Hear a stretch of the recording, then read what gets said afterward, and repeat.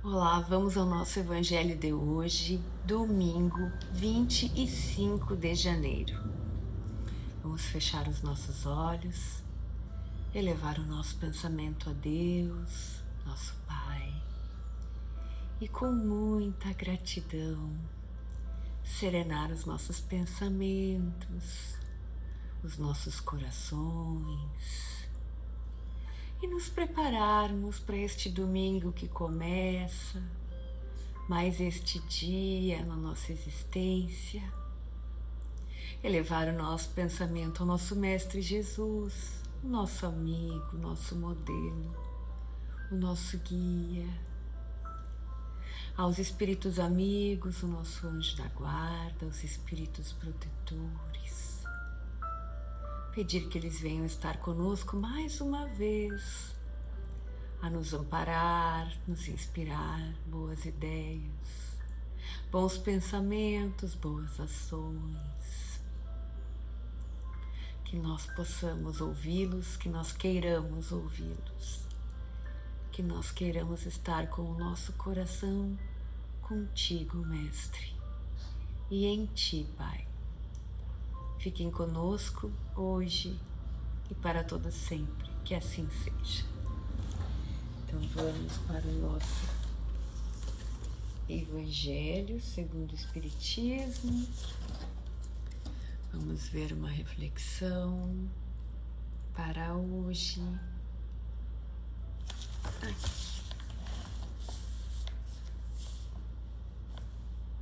Os Bons Espíritas, capítulo 17. Sejam perfeitos os bons espíritas. Nós já lemos um trecho, mas vamos ler, é o item 4, então, do capítulo 17. Vamos ver o que vai nos falar sobre os bons espíritas. Vamos lá. O espiritismo, bem compreendido e bem vivenciado, leva o homem a possuir as qualidades descritas para o homem de bem. Portanto, bem compreendido e bem vivenciado, nos leva a adquirir as características para sermos homens de bem. Essas qualidades caracterizam o verdadeiro espírita, assim como o verdadeiro cristão, pois tanto um quanto o outro são a mesma coisa. O Espiritismo não cria uma nova moral, ele apenas facilita aos homens a compreensão e a prática da moral do Cristo. Então ele facilita aos homens a compreensão e a moral de Jesus. Oferece uma fé sólida e traz esclarecimento para aqueles que duvidam ou vacilam. Muitos que acreditam nas manifestações espíritas não compreendem as suas consequências, nem o seu alcance moral, ou, se compreendem, não aplicam a si mesmos. Por que isso acontece? Será falta de clareza na doutrina? Não, pois se a doutrina espírita não utiliza nenhuma linguagem figurada que possa dar margem a falsas interpretações, pois a doutrina não utiliza, está afirmando. Sua essência da doutrina espírita está na própria clareza, e é daí que vem a sua força, pois ela explica as coisas de maneira fácil, atingindo diretamente a inteligência daqueles que a procuram. Ela não possui nada de misterioso, a doutrina espírita, e seus seguidores não estão de posse de nenhum segredo oculto do povo. E aqui termina a nossa leitura, porque o próximo parágrafo nós já lemos, estudamos e refletimos. que tem dois momentos tão importantes aqui para nós refletirmos. O primeiro é que vem falar que se a gente compreender e viver, pronto, e temos as características para nos tornarmos homens de bem, bons espíritas. Somente isso, compreender e vivenciar. Nós sabemos que não é fácil. Primeiro porque compreender exige de nós estudo, que exige disciplina, boa vontade, e compreender e estudar é só o primeiro momento, porque nós precisamos experienciar. O compreender vai além do ingerir a informação, vai realmente tornar aquela informação, transformar aquela informação em algo executável dentro da moral de Jesus e vivenciar, depois de compreender, colocarmos em prática, vivenciarmos. Não é fácil, é difícil, mas nós estamos tentando, estamos aqui estudando para compreender. Depois que nós terminarmos aqui, nós vamos tentar vivenciar para sermos bons espíritas e, portanto, bons cristãos, que nós já vimos aqui, é a mesma coisa. Nós já conversamos que existem alguns irmãos, né, de religiões que usam o termo cristãos como para se designarem. Não tem problema, mas a verdade é que na raiz da palavra, cristão é todos que seguem Jesus Cristo. Então nós espíritas também somos cristãos. E para ser um bom cristão, tem que seguir a moral do Cristo, não seguir o espiritismo, o catolicismo, não ser evangélico. Não se trata de ter uma religião, se trata de seguir a moral que Jesus Cristo nos ensinou, compreender e vivenciar. Aí seremos bons cristãos. Isso é o primeiro momento tão lindo que essa passagem pequena, mas tão ampla, nos traz. E o segundo momento, que está no segundo parágrafo, aí ele vem dar uma pitaqueada aqui para nós espíritas mesmo, porque fala das manifestações. Aí diz assim: muitos de nós não compreendemos, nós espíritas, não compreendemos as manifestações espíritas. Ou então se compreendem e não querem usá-la. Não entendemos, nós temos que pensar que as manifestações espíritas não existem para nos comprovar nada. Os espíritos não precisam nos provar. Não existem as manifestações espíritas, não existem para nos mandar mensagens. Nós não somos tudo isso que achamos, que importante que eu sou, que Deus vai me mandar uma mensagem, que Jesus vai me mandar uma mensagem, ou então eu estou com vontade de me comunicar com o meu ente querido que partiu, eu vou atrás de um médium. Nós não somos tudo isso, nós não temos essa importância. Se isso fosse necessário, se isso fosse útil, ou então prever o futuro, perguntar o que fazer para os espíritos, pedir coisas, oferecer coisas, isso tem relação com a manifestação espírita, com essas comunicações. Nós não somos, se isso fosse importante, se isso fosse útil, se isso fosse desejável aos olhos de Deus, Jesus teria deixado claro. Em nenhum momento. Kardec fez a codificação se comunicando com os espíritos, sim, mas perguntava coisas úteis, para o esclarecimento. Nunca foi para ele, nunca vimos Kardec em algum momento perguntando: e o que eu devo fazer em relação a tal coisa? Não. Então, se nós não entendemos, que nós busquemos compreender a finalidade das manifestações, auxiliar, entender, porque os irmãos desencarnados, muitas vezes, os irmãos desencarnados precisam tanto de auxílio quanto nós que estamos encarnados.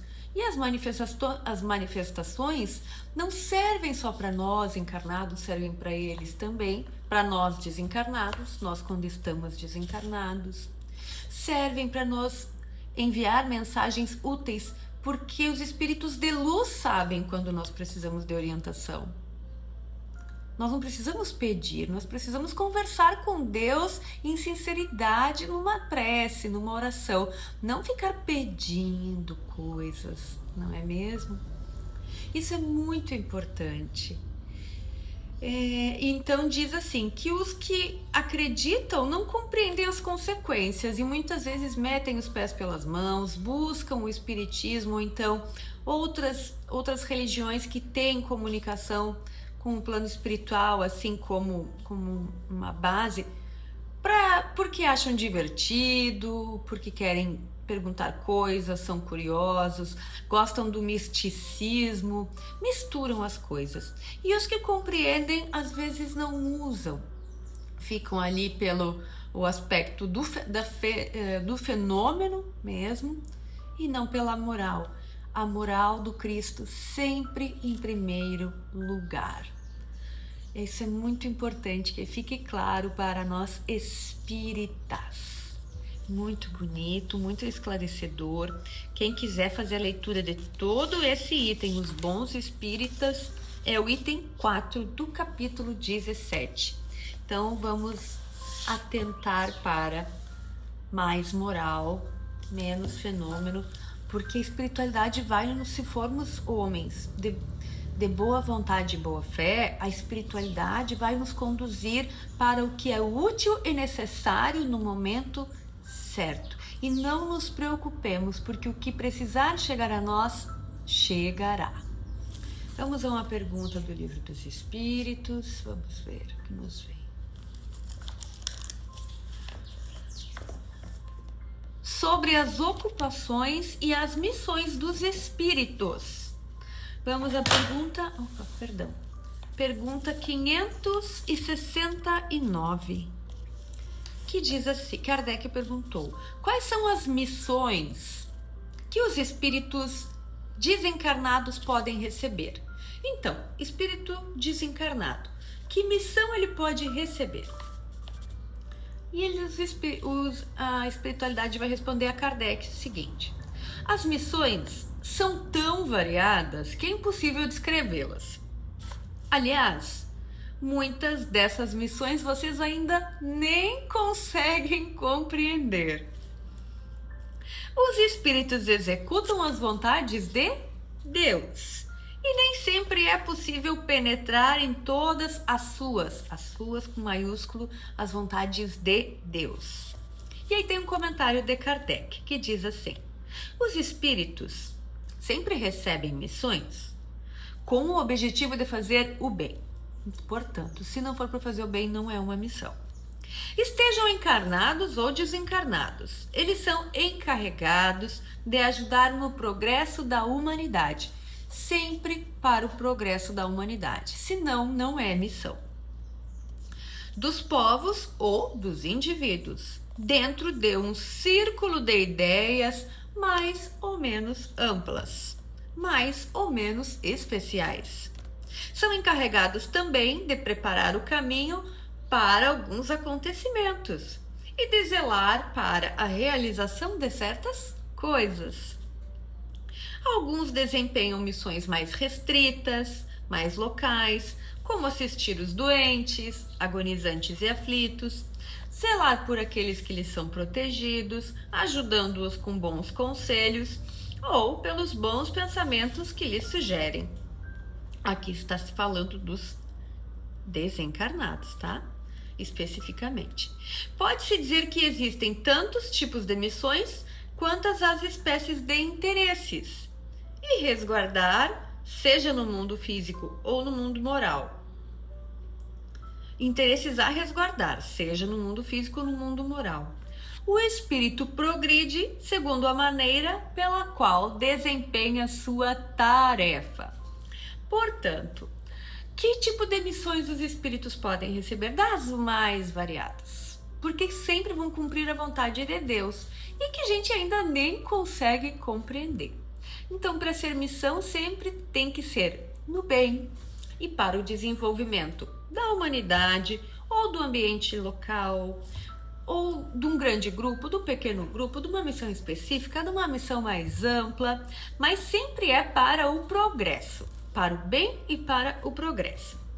E especificamente falando dos desencarnados, eles têm a missão, em menor grau, vai ser de inspirar a nós bons pensamentos. Se formos encarnados, por exemplo, se formos pai, mãe, irmão, tio, tia, só em sermos exemplo para outro irmão, nós já estamos cumprindo uma pequena missão, vamos dizer assim, preparando o caminho para que esse espírito, para que essa alma ou para que esse espírito possa receber, por exemplo, os ensinamentos de Jesus com mais clareza, esteja mais pronto. Isso já é uma missão. Então, todos somos instrumentos de Deus para o progresso. E aqui diz que cada um vai progredir, cada espírito, cada alma vai progredir, se desenvolveu bem ou não tão bem a sua tarefa. Portanto, vamos arregaçar as mangas e sermos o melhor que pudermos ser. Porque sendo, já somos o exemplo. E aí seremos, como diz no Evangelho, nós compreendemos e vivenciamos. E aí somos exemplos, pequenos exemplos, claro, pequenos exemplos. Mas já é grande coisa na tarefa. Muito bem. Vamos encerrar então. Quem quiser pegar sua água e com muita fé pedir para os espíritos amigos a fluidificarem, fique à vontade. Então vamos agradecer ao Pai mais uma vez esta oportunidade bendita que tivemos de abrir os olhos neste domingo, pelo dia que vamos ter, por todos estes ensinamentos que tivemos em poucos minutos. Gratidão, Mestre, gratidão à espiritualidade, por tanto amparo todos os dias da nossa existência. Fiquem conosco, hoje e para todo sempre. Que assim seja. Tchau, tchau.